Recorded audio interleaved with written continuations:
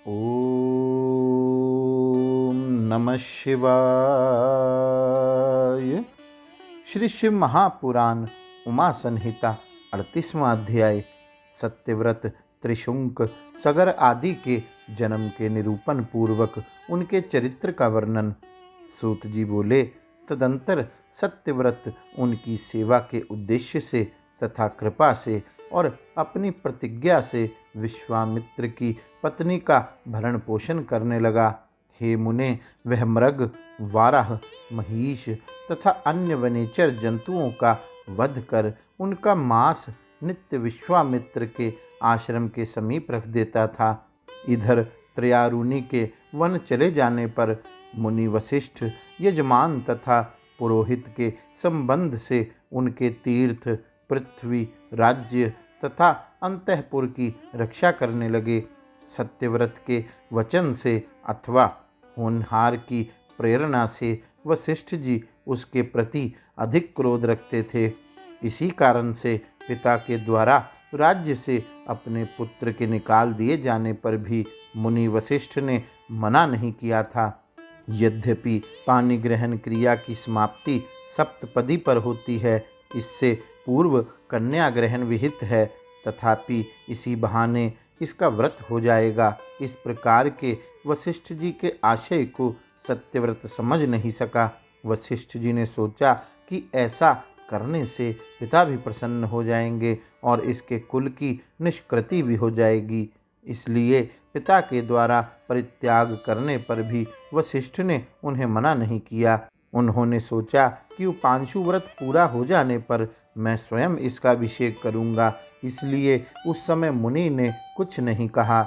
इस प्रकार उस बलि राजपुत्र ने 12 वर्ष तक उस दीक्षा को धारण किया। किसी समय कहीं भी मांस ना मिलने पर उस राजकुमार ने महात्मा वशिष्ठ की गौ को देखा, जो सभी प्रकार की कामनाओं को पूर्ण करने वाली थी। हे मुने, क्रोध, लोभ एवं मोह के कारण चंडाल धर्म को प्राप्त हुए क्षुधा से पीड़ित उस राजा ने उस गाय को मार दिया और उसने उसके मांस को स्वयं खाया और विश्वामित्र के पुत्र को भी खिलाया। तब यह सुनकर मुनि श्रेष्ठ वशिष्ठ उस पर बहुत कुपित हुए और क्रोधित होकर उससे कहने लगे। वशिष्ठ जी बोले, अरे क्रूर, यदि तुझमें फिर से किए गए ये 2 पाप न होते तो मैं तेरे प्रथम शंकु को अवश्य नष्ट कर देता। पिता को असंतुष्ट करने, गुरु की गाय का वध करने और अप्रोक्षित मांस का भक्षण करने के कारण तुमने 3 प्रकार का अपराध किया है, अतः तुम त्रिशुंक हो जाओगे। तब उनके इस प्रकार कहने पर वह त्रिशुंक इस नाम से प्रसिद्ध हो गया। जब विश्वामित्र तपस्या कर अपने आश्रम आए, तब त्रिशुंक के द्वारा अपनी स्त्री का भरण पोषण किए जाने के कारण उन्होंने वर मांगने के लिए उससे कहा। तब राजपुत्र ने वर मांगा और उस मुनि ने प्रसन्न होकर उस त्रिशुंक को वर प्रदान किया। 12 वर्ष की इस अनावृष्टि का भय दूर हो जाने पर मुनि ने उसे पिता के राज्य पर अभिषिक्त करके उससे यज्ञ कराया। उसके बाद प्रभु विश्वामित्र ने वशिष्ठ एवं सभी देवताओं के देखते देखते उसे सशरीर स्वर्ग भेज दिया। केक्य वंश में उत्पन्न उसकी सत्यरथा नामक भार्या ने हरिश्चंद्र नामक निष्पाप पुत्र को उत्पन्न किया।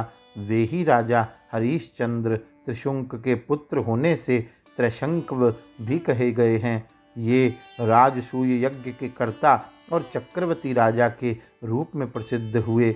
हरिश्चंद्र का पुत्र रोहित नाम से प्रसिद्ध हुआ। रोहित का पुत्र वृक था और वृक से बाहु उत्पन्न हुआ। हे विप्रो, उस धर्मयुग में वह राजा सम्यक रीति से धर्म का पालन नहीं करता था, जिसके कारण हैह्य और तालजंग राजाओं ने उसे धर्महीन जानकर राज्य से हटा दिया। तत्पश्चात औरव के आश्रम में आकर भार्गव के द्वारा रक्षित उस बाहु ने गर सहित सगर नामक पुत्र को उत्पन्न किया। राजा सगर ने भार्गव से आग्नेय अस्त्र पाकर हैह्यवंशी तालजंघो, शको, बहूद को, पारदो, एवं गणों सहित शकों को मारकर पृथ्वी को जीत लिया एवं उत्तम धर्म की स्थापना की तथा धर्म पूर्वक पृथ्वी पर शासन किया।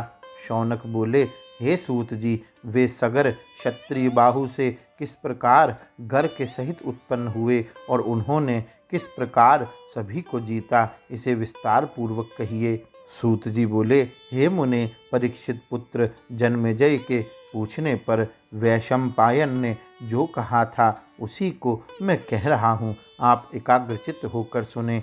परीक्षित के पुत्र जन्मेजय बोले, हे मुने, वे राजा सगर किस प्रकार घर सहित उत्पन्न हुए और उन्होंने उन राजाओं का वध कैसे किया, आप इसे बताने की कृपा करें। वैशंपायन बोले, हे तात, हे विशांपते, व्यसनग्रस्त बाहु का सारा राज्य शंकों के साथ हयवंशी तालजंगों ने छीन लिया। यवन, पारद, काम्बोज, पाहव और बहुदक राक्षसों के ये 5 गण कहे गए हैं। हे राजन, राक्षसों के इन 5 गणों ने यहियों के लिए पराक्रम करके बलपूर्वक बाहु का राज्य उन्हें दे दिया। नष्ट राज्य वाला वह राजा बाहु दुखित होकर अपनी पत्नी के साथ वन चला गया और उसने प्राण त्याग दिए। उसकी जो यादवी नाम पत्नी साथ में गई थी वह गर्भिणी अवस्था में थी और उसकी सौत ने पुत्र के ईर्ष्यावश उसे विष दे दिया। हे राजन, वह पति की चिता बनाकर अग्नि में प्रवेश करने लगी। तब भार्गव औरव ने दयापूर्वक उसे सती होने से रोक दिया। उसके अनंतर अपने गर्भ की रक्षा के लिए वह उन्हीं के आश्रम में निवास करने लगी और मन में शंकर का ध्यान करती हुई उन महामुनि की सेवा करने लगी। किसी समय 5 उच्च ग्रहों से युक्त शुभ मुहूर्त तथा शुभ लग्न में उसका गर्भ विष के साथ उत्पन्न हुआ। हे मुनि श्रेष्ठ, उस सर्वथा बलवान लग्न में महाबाहु राजा सगर ने जन्म लिया। औरव ने उस महात्मा के जात कर्म आदि संस्कार करके बाद में वेद शास्त्रों को पढ़ाकर उसे अस्त्र विद्या सिखाई और उन नृपश्रेष्ठ महाभाग सगर ने विधि पूर्वक प्रसन्नता से देवताओं के लिए भी दुस्सह उस आग्नेयास्त्र की शिक्षा ग्रहण की। इसके बाद उसने अपनी सेना से युक्त होकर आग्नेयास्त्र के बल से क्रुद्ध हो शीघ्र ही हयियों का वध किया और यशस्वियों में श्रेष्ठ उन सगर ने लोकों में अपना यश फैलाया तथा पृथ्वी तल पर धर्म की स्थापना की। तब उनके द्वारा मारे जाते हुए शक, यवन, काम्बोज तथा पाहिव नरेश भयभीत हो वशिष्ठ की शरण में गए। महातेजस्वी वशिष्ठ ने नैतिक छल करके कुछ शर्तों के द्वारा उन्हें अभय प्रदान कर राजा सगर को उनका वध करने से रोक दिया।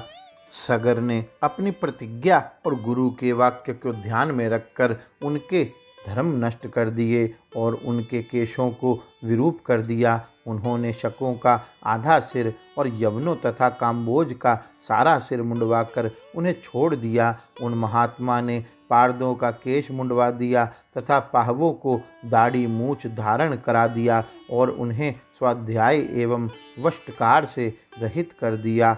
हे तात, पूर्व काल में उस राजा ने संपूर्ण पृथ्वी को धर्म पूर्वक जीत लिया और उन सभी क्षत्रियों को धर्महीन बना दिया। इस प्रकार उस धर्म विजयी राजा ने इस पृथ्वी को जीतकर अश्वमेघ यज्ञ करने के लिए एक घोड़े का संस्कार कराया।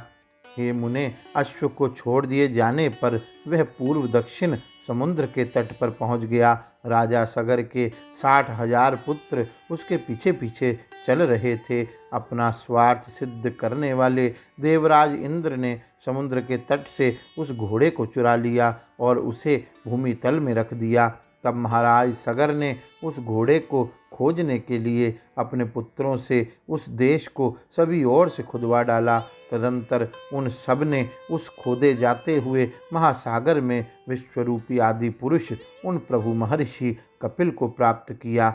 उनके जागते ही उनके नेत्रों से निकली हुई अग्नि के द्वारा सगर के 60,000 पुत्र जल गए और केवल 4 ही शेष रहे। हर्षकेतु, सुकेतु, धर्मरथ और पराक्रमी पंचजन ये ही उनके वंश को चलाने वाले राजा बचे थे। भगवान कपिल ने प्रसन्न होकर उन्हें स्वयं वंश, विद्या, कीर्ति, पुत्र के रूप में समुद्र और धन ये 5 वर दिए। अपने उस कर्म से समुद्र ने सागर तत्व अर्थात सगर का पुत्रत्व प्राप्त किया और उन्होंने उस अश्वमेघिक घोड़े को भी समुद्र से प्राप्त किया। उन महायशस्वी ने 100 अश्वमेघ यज्ञ संपन्न किए और शिवजी की विभूतियों तथा सच्चरित्र देवताओं का पूजन किया। इस प्रकार श्री शिव महापुराण के अंतर्गत 5वीं उमा संहिता में सत्यव्रतादि सगर पर्यंत वंश वर्णन नामक 38वां अध्याय पूर्ण हुआ। गौरी शंकर भगवान की जय। ओम नमः शिवाय।